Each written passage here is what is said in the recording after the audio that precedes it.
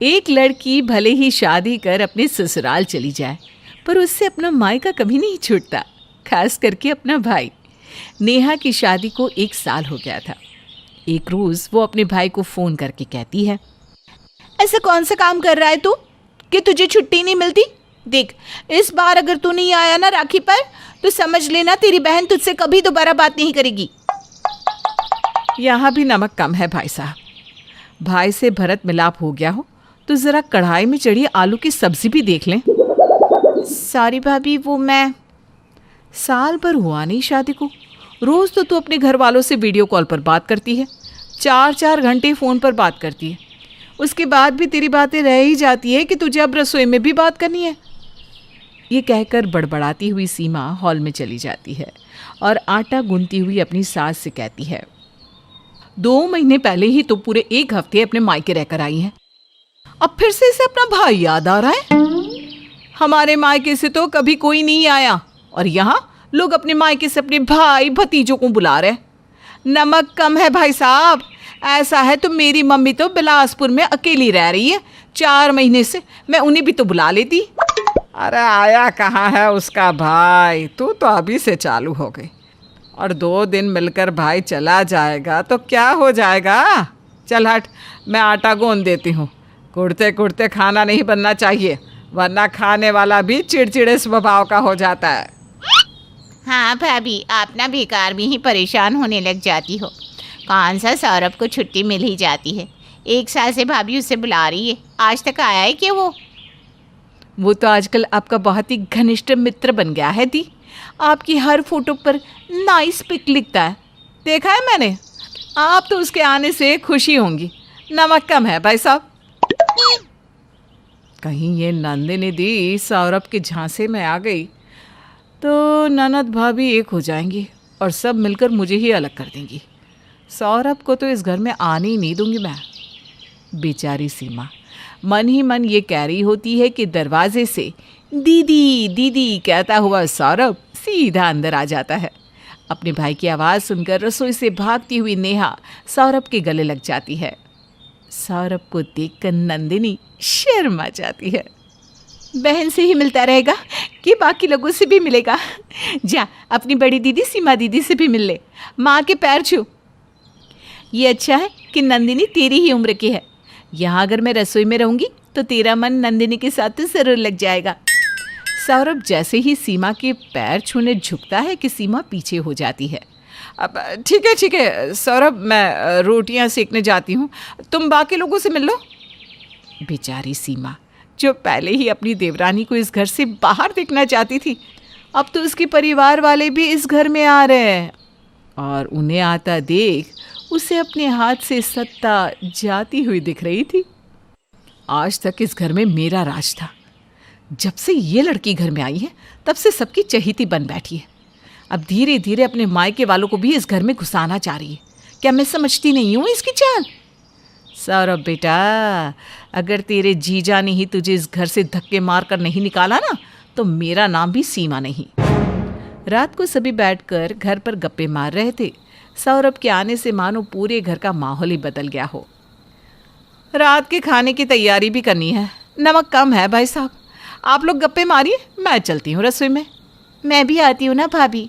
अरे हट पगली, आज ही तो तेरा भाई आया है, कुछ देर तो उसके साथ बैठ, वरना वो क्या सोचेगा कि हम सब उसकी दीदी से ही सारा काम करवाते हैं। सीमा के बदले मिजाज से सब चौंक जाते हैं, पर मन ही मन खुश भी होते हैं। पर सीमा तो चाल चल रही थी। वो जाकर रसोई में खाना तैयार करती है और सौरभ के लिए अलग से सब्जी निकालती है और उस सब्जी में जानबूझकर 1 चम्मच मिर्च और नमक डाल देती है। फिर एक आदर्श बहू बनकर सीमा सभी को खाना परोसती है। जैसे ही सौरभ पहला निवाला मुंह में लेता है तो ऊ आ करके चिल्लाने लगता है, ओह इतनी मिर्ची, पानी पानी। तुम ठीक तो ना सौरभ? लो पानी पियो। अरे साले साहब, तुम तो चटपटा खाने वालों में से हो, तो हुआ कैसे कर रहे हो? जरा मैं भी तो चखूं। चटपटा? शायद आप किसी और के साले के बारे में बात कर रहे हैं रोमी जी। मुश्किल से एक तो साला है और उसकी भी पसंद नापसंद का आपको ख्याल ही नहीं है। मैंने भाभी को खास बताया था कि सौरभ ज़रा भी तीखा नहीं खा पाता, ऊपर से बेचारे के मुंह में छाले हो रखे हैं। उसकी बात भी आपको याद नहीं रहा भाभी?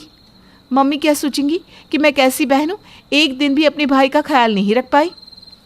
रोमी खाने को चखता है तो उसे सब कुछ बराबर लगता है, क्योंकि तीखा खाना तो बस सौरभ के लिए बना था।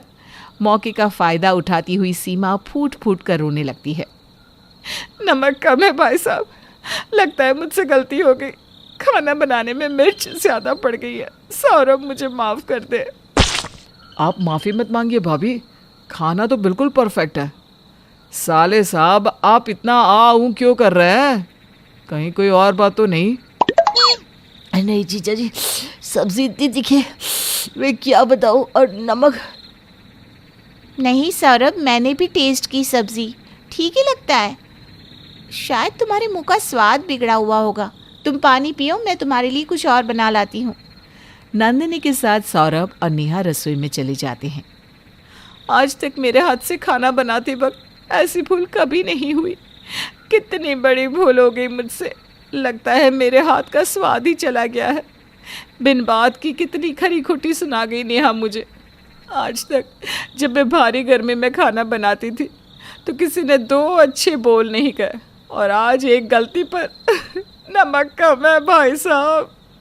क्या भाभी, आप भी ना, आज तक हम आपके ही हाथ का बना खाना खाते आ रहे हैं, हम कुछ नहीं भूले हैं भाभी। और साले साहब और नेहा की बातों को आप इग्नोर कीजिए, मैं नेहा से रात में बात करता हूँ। ये थी शुरुआत साले और जीजा के बीच मनभेद की, और अब सौरभ के बाद इस झांसे में फंसने का नंबर था नेहा का। रात को 1 बजे अपने कमरे से निकलकर सीमा रसोई में जाती है, जहाँ पहले से ही नंदिनी उसका इंतज़ार कर रही थी। वाह भाभी, इसे कहते हैं चाल। पर जब कोई कांड करती हो ना आप, तो मुझे भी बता दिया करो। खैर, अब समय आ गया है नेहा भाभी का इस घर से और हमारी ज़िंदगी से निकलने का। कॉलेज में मेरी फर्स्ट प्लेस लेने वाली नेहा ने क्या सोचा कि मेरी भाभी बनने के बाद वो मेरे घर में भी फर्स्ट प्लेस ले लेगी?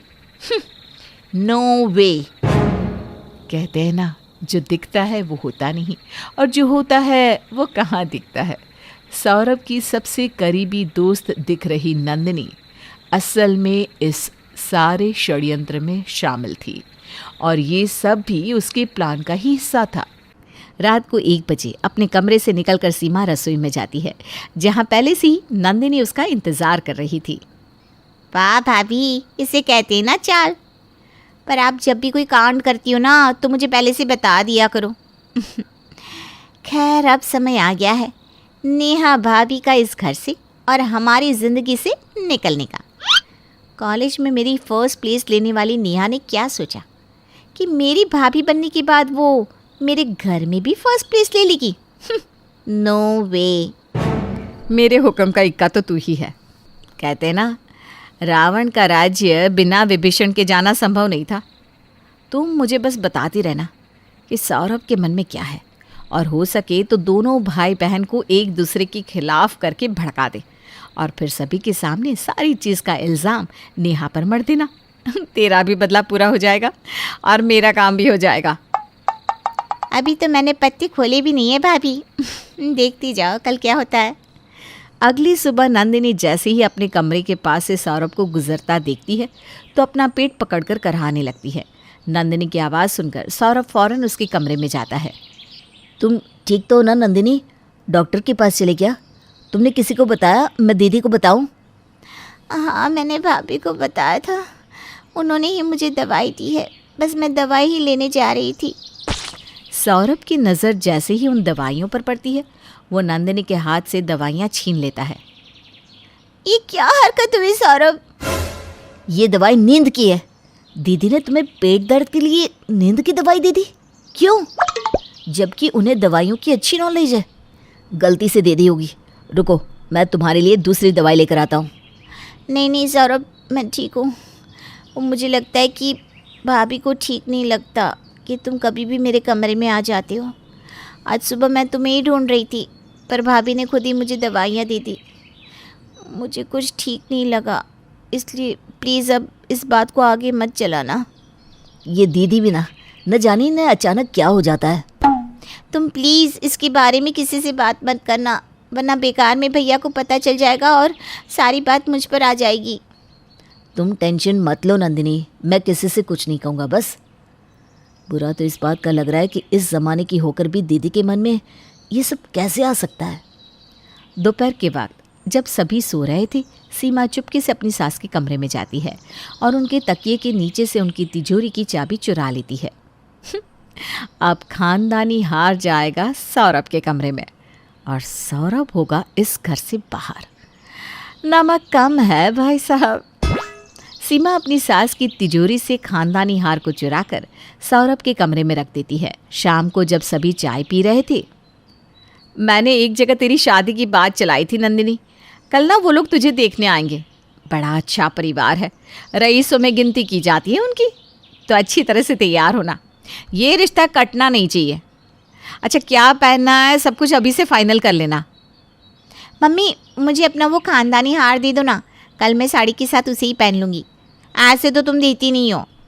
बाकी सब भी तो देखी कि नंदिनी किसी से कम नहीं है। माहेश्वरी अपने कमरे में जाती है और तिजोरी खोलती है, पर वहाँ पर हार नहीं था। वो घबराती हुई पसीने से लथपथ बाहर आती है। हार, हमारा खानदानी हार अपनी जगह पर नहीं है। ऐसा कैसे हो सकता है? नेहा, आखिरी बार मैंने तुझे दिया था ना हार, तब तो था हार।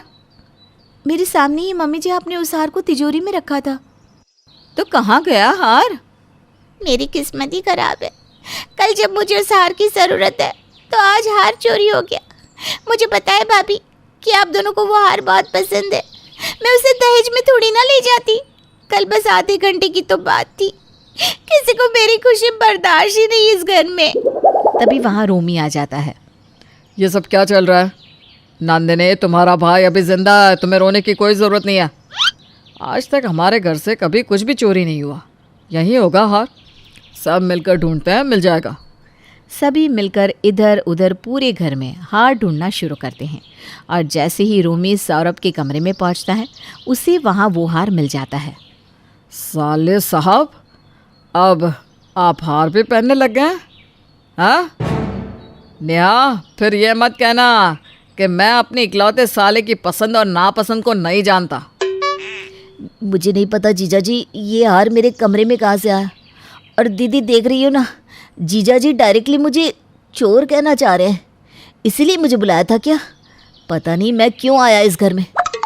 धीरे धीरे बात इतनी बढ़ जाती है कि हाथापाई तक आ जाती है और इस सब को रोकने के लिए अपने पति और भाई के बीच जाकर नेहा कहती है, मैंने लिया था हार, मैंने की है ये चोरी क्योंकि मुझे ये हार पसंद था, और मैं ऐसा नहीं करती तो सीमा भाभी इस हार को भी ले लेती। जैसे इस घर का आधे से भी ज़्यादा हिस्सा उन्होंने ले लिया है। वाह नेहा वाह, मैंने तुम्हें क्या समझा था और तुम क्या निकली।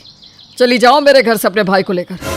मेरे भैया दूसरे शहर में रहते हैं, इसका मतलब ये नहीं कि भाभी अकेली है। उनके लिए उनका देवर जिंदा है। नेहा कुछ नहीं कहती और अपना सामान बांधकर अपने भाई के साथ उस घर को छोड़कर निकलने जाती है। तब माहेश्वरी कहती है, हो गया प्लान सफल ननद भाभी का। तभी दरवाजे से नेहा और सौरभ के साथ घर का बड़ा बेटा गौतम आता है। तुम दोनों को क्या लगा कि घर में मेरे पीठ पीछे तुम दोनों ये साजिश करती रहोगी और मुझे पता भी नहीं चलेगा? जब तुम मेरे कमरे में आई थी ना, मैंने तभी तुम्हें मेरी तिजोरी से हार चुराते हुए देख लिया था सीमा। कल रात जब मैं पानी लेने हॉल में आई तो तुम दोनों की गुटरगू भी मैंने सुन ली थी। मैं तो बस देखना चाहती थी कि मेरी बेटी और बहू कितना गिर सकती है, और देखो। क्या समझा था सीमा मैंने तुझे, और तू क्या निकली? दूसरे शहर में मैं क्यों जाता हूँ? तेरे लिए ना। जो पैसे आएंगे वो तेरे ही तो काम आएंगे। मेरे खर्चे ही कितने हैं। पर तेरा मन नहीं भरा। भाभी तो माँ समान होती है, पर तुझे तो अपनी देवरानी ही नहीं भाई। इसीलिए ही शायद भगवान ने तेरी कोख सुनी रखी। शर्म नहीं आती तुम दोनों को? इस सब का इल्ज़ाम बेचारे सौरभ पर लगा दिया। अरे इस सब की सूत्रधार तो हमारी खुद की बेटी ही है। तू तो अपने मायके में आग लगाने से नहीं चुकी, तो ससुराल को तो राख कर देगी बेटी। जिस घर में तेरे जैसी बेटी हो, उस घर में मंथरा की ज़रूरत ही क्या होगी? अब नंदिनी और सीमा का राज सबके सामने आ चुका था। वो दोनों फूट फूट कर रोने लगती है। सीमा रोती हुई अपनी देवरानी के पैरों में गिर जाती है। मुझे माफ़ कर दे नेहा, मेरी तो कोई औलाद ही नहीं है, जो था ये परिवार ही था। तेरे आने के बाद जब वो प्यार भी बंटने लगा तो मुझे बर्दाश्त नहीं हुआ। पर मैं माफ़ी नहीं मांगूंगी मम्मी। कॉलेज से लेकर आज तक भाभी ने मेरा सब कुछ छीना है, सब कुछ। उस वक्त तुम मेरी क्लास की एक आम लड़की थी, पर अब तुम मेरी ननद हो। मेरे लिए ये रिश्ता सबसे ऊपर है। तुम एक बार मुझ पर विश्वास करके तो देखती नंदिनी। सभी एक साथ बैठो और इस बारे में बात करो। परिवार में मतभेद होना तो चलता है, पर मनभेद नहीं। इतनी बड़ी बात नहीं हुई है, बात को बढ़ाओ मत। इस बात पर यही मिट्टी डालो और ख़त्म करो। नमक ज़्यादा हो गया भाई साहब। माहेश्वरी की बुद्धिमत्ता के कारण बात ज़्यादा बिगड़ने से पहले ही संभल जाती है और धीरे धीरे सब कुछ पहले की तरह हो जाता है। सुनंदा अपने इकलौते बेटे राजा की शादी बड़े धूमधाम से करवाकर अपने घर में अपनी बहू का गृह प्रवेश करवाती है। और करवाए भी क्यों ना, आखिर उसकी प्यारी और इकलौती बहू जो थी नीलम। सुनंदा अपनी बहू का गृह प्रवेश करवाने के बाद नीलम के पास जाती है और उससे कहती है, देखो बहू, कल तुम्हारी मुंह दिखाई है तो मेरी बात ध्यान से सुनना। जैसे खाने में बिना नमक के स्वाद नहीं आता, वैसे ही बहू की सुंदरता बिना श्रृंगार के नजर नहीं आती। माँ जी मैं कुछ समझी नहीं। थोड़ी देर बाद नीलम की ननद अंजना वहाँ आती है और अपनी भाभी से कहती है, अरे भाभी, माँ के कहने का मतलब है कि कल आपकी मुंह दिखाई है और दुल्हन तभी सुंदर दिखती है जब उसका श्रृंगार काफी सुंदर हो। तो आप ना अच्छे से सज धज कर अपनी मुंह दिखाई करवाना। ठीक है माँ जी, जैसा आप चाहें। अगले दिन नीलम की मुंह दिखाई होती है और सुनंदा के सभी रिश्तेदार, सहेली, पड़ोसी उसकी बहू को देखने के लिए आते हैं। सभी लोग सुनंदा की बहू नीलम को देखकर उसकी खूब तारीफ करते हैं और अपने घर चले जाते हैं। ऐसे ही अब शाम हो जाती है। शाम को सुनंदा फिर नीलम के कमरे में आती है और कहती है, अरे नीलम बहू, आज तो तुम्हारी मुंह दिखाई थी और तुमने श्रृंगार भी काफी अच्छा किया था। वैसे तो ये बोलने में कोई खराबी नहीं कि आज तुम चांद का टुकड़ा लग रही थी, पर फिर भी आज मेरी बहू होने के हिसाब से तुम में थोड़ा नमक कम था। ये कहकर सास कमरे से बाहर जाती है और ननद कमरे में आती है। क्या हुआ भाभी, लगता है माँ की बातों से कंफ्यूज हो। हाँ, थोड़ा सा। समझ सकती हूँ। माँ के बोलने का मतलब था कि उन्हें आज आपके तैयार होने में कुछ कमी लगी, और मुझे पता है कि वो मेकअप की बात कर रही थी। अच्छा ठीक है, अगली बार से मैं ध्यान रखूंगी। अब अंजना वहाँ से चली जाती है। अगली सुबह नीलम खाना बनाने के लिए रसोई में जाती है और सबके लिए खाना बनाती है। सब खाना खा ही रहे होते हैं कि सुनंदा अपनी बहू से कहती है, बहू, खाना तो बहुत स्वादिष्ट है, पर ये थोड़ा और स्वादिष्ट बन जाता अगर इसमें मसाले बराबर डाले होते। बहू, मसाले थोड़े कम है और खाने का स्वाद तो उन्हीं से होता है। अरे माँ, इतना अच्छा खाना तो बनाया है भाभी ने, फिर भी आप उनके खाने की बुराई कर रही हो। अंजना बेटा, तुझे तो पता ही है मुझे मसालेदार खाना पसंद है। अंजना अपनी भाभी नीलम से कहती है, अरे भाभी, आप ना माँ की बातों पर ध्यान मत दीजिएगा, उनकी तो आदत ही है बोलने की। ये कहकर वो सब लोग खाना खाकर अपने अपने कमरे में सोने के लिए चले जाते हैं। और अब ऐसे ही कुछ दिन और बीत जाते हैं। एक दिन नीलम अपने घर में साफ सफाई का काम कर रही होती है कि उसकी सास सुनंदा नीलम से कहती है, अरे बहू, उधर देखो, उधर किनारे पर गंदगी है। कहाँ है माँ जी? अरे बहू, मैं दिखा तो रही हूँ तुझे, तो देख तो सही। तू ना कभी भी एक काम सही से नहीं कर सकती, हर काम में कोई ना कोई कमी छोड़ ही देती है। तभी तो मैं बोलती हूँ कि बहू में नमक कम है। ये कहकर सुनंदा अपनी बहू के साथ अपनी ही बातों पर ठहाके मारकर हंसने लगती है, क्योंकि अब नीलम को अपनी सास की आदतों का पता चल चुका था और वो ये जान चुकी थी कि सुनंदा को खुश कर पाना बहुत मुश्किल है। इसलिए इससे तो अच्छा यही होगा कि वो अपनी सास की हाँ में हाँ कर दे और सुनंदा की तकिया कलाम, बहू में नमक कम है, के साथ रहने की आदत डाल ले। फिर क्या था, अब नीलम को भी इन सब चीज की आदत पड़ चुकी। देखते देखते कुछ साल गुजर जाते हैं। एक दिन अंजना को देखने लड़के वाले आते हैं और उनके सामने सुनंदा अपनी बहू से कहती है, अरे बहू, हमारे मेहमानों को और कितना इंतजार करना पड़ेगा तुम्हारे हाथ के खाने के लिए। जी माँ जी, बस अभी लाती हूँ। ये कहते ही नीलम मेहमानों के सामने खाना परोस देती है। सब खाना शुरू करते हैं। तब अपनी बहू से सुनंदा कहती है, अरे बहू। इतना सुनते ही नीलम अपनी सास के सामने अलग अलग मसाले और नमक लाकर रख देती है और वहाँ से चली जाती है। जिसके बाद सुनंदा मेहमानों से कहती है, मेरी बहू सर्वगुण संपन्न है, उसके अंदर सभी गुण है, उसने इस घर को बहुत अच्छे से संभाल रखा है। वो सब बात कर ही रहे होते हैं कि इतने में नीलम वहाँ कुछ और पकवान लेकर आती है और नीलम को देखकर सुनंदा अपने मेहमानों से कहती है, मेरी बहू खाना तो बहुत अच्छा बनाती है, पर गलतियां बहुत करती है। जैसे बिना नमक के खाने में स्वाद नहीं आता, ठीक वैसे ही जब तक मैं अपनी बहू की किसी काम में मदद ना कर दूं, तब तक वो काम सही से हो ही नहीं पाता। ये सुनकर बेचारी नीलम उदास हो जाती है और फिर से किचन में जाकर काम करने लगती है। नीलम के जाने के बाद एक बार फिर सुनंदा मेहमानों से कहती है, बहू के सामने उसकी तारीफ करना अच्छा नहीं है, इसलिए मैंने ऐसा बोला है। जी हाँ, वो तो बिल्कुल सही है, पर हमारी अंजना भी कम थोड़ी ना है। हाँ, वो बात तो है। आखिर अंजना बेटी किसकी है? अंजना को लड़के वाले पसंद करके चले जाते हैं और अगले महीने अंजना की शादी की तारीख डल जाती है। देखते ही देखते 1 महीना भी बड़ी जल्दी बीत जाता है और अब अंजना की शादी का दिन करीब आ जाता है। अंजना की हल्दी वाले दिन सभी लोग खाना खा रहे होते हैं कि तभी नीलम अपने हाथों में फूलों की माला की थाल लेकर आ रही होती है। इसी बीच बेचारी नीलम का पैर फिसल जाता है और उसके हाथों से फूलों की माला की प्लेट नीचे गिर जाती है। तभी उन सभी मेहमानों में से एक औरत बोल पड़ती है, अरे नीलम बेटी, तुम्हारी सास तुम्हें बिल्कुल सही बोलती है। बहू में नमक कम है, साथ साथ तुम्हारा दिमाग भी कम है। तुम्हारी सास सही कहती रहती है, ना तो तुम खाना ठीक से बनाती हो और ना ही कोई काम ठीक से कर पाती हो। इतना सुनने के बाद नीलम की आंखों में आंसू आ जाते हैं।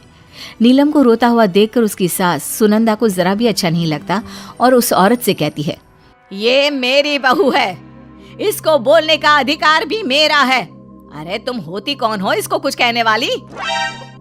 अरे बहन, मैं तो आपकी बहू की वही गलतियाँ बता रही थी जो आपने मुझे गिनाई थी।